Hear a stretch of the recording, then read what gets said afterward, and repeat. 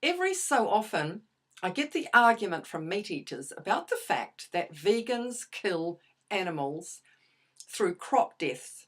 So, isn't it just hypocritical for a vegan? And my answer is, and keep watching.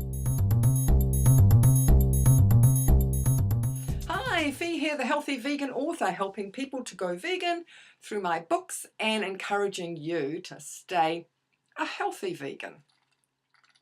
Crop deaths. So what exactly are they? If you're a new vegan, you may not know this, but they are the little animals that sadly get caught up in the combine harvesters or other machinery that is used when the farmer is harvesting the crops. Now, it also applies to all the insects that die due to the spraying of pesticides and insecticides, obviously not on organic farms. Meat eaters tend to jump on this and bring it up as an old argument that vegans are hypocritical. And they usually say something like, ooh, aren't the lives of all those mice and rodents and insects that get killed for the plants that vegans eat? I mean, aren't they just as important? Well, of course they are. But you have to remember that omnivores eat those same plants, as do millions of animals that the meat eaters eat. So in fact, omnis are responsible for way more deaths than vegans, but I'm not about to point the finger. So getting back to vegans and the crop deaths. Now, the deaths of these wee animals are accidental and justified because we don't deliberately go out with the combine harvester to kill the animals. We go out to harvest the plants so we can eat and survive. Pesticides, insecticides, yeah, slightly different. This is a deliberate act, but one that is to preserve the plants that we need to survive. Now, in a utopia world, all our plants would be organic, but we're not in that sort of a world, are we? Omnivores, on the other hand, not only are causing the accidental and justified deaths of the crop animals, but they're also causing all those unjustified deaths of billions of land animals just so they can eat the flesh and use the secretions for their tasting pleasure, not for survival.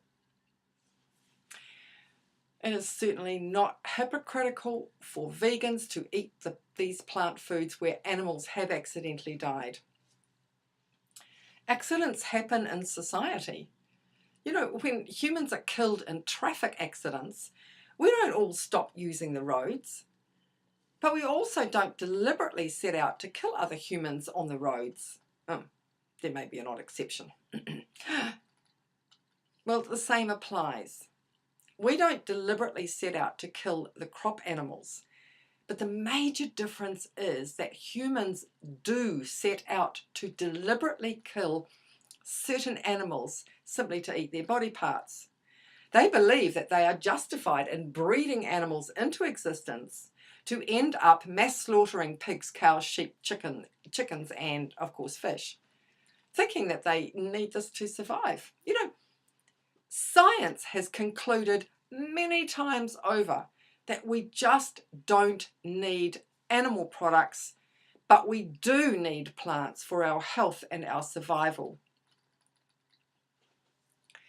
As vegans, we have no control over the combine harvesters nor the sprays, and most times the farmers are not even vegans themselves, so they don't even consider the harm they're doing to the wildlife. Let me put the record straight. All vegans know that we cause accidental animal harm and death because of the foods we eat. But we certainly don't deliberately set out to harm, abuse, or kill animals in any way, shape, or form.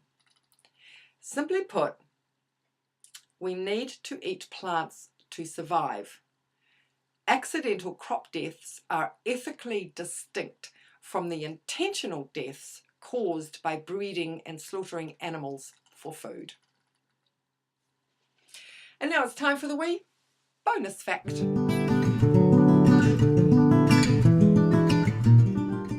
A bit of a blow to our meat industry happened a few nights ago when our national TV news had an item regarding the high rates of bowel cancer.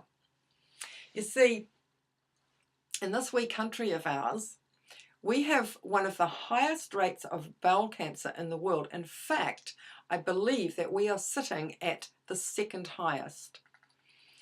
And it's long been known that eating red meat increases the risk. I mean, even the WHO has come out and said we should moderate consumption to reduce the risk of bowel cancer. So the news item was about a recent research that's been done by Auckland University and the University of Oxford, where they surveyed 500,000 people between the ages of 40 and 69. And the surprise of the results was just how little meat is needed for it to be dangerous.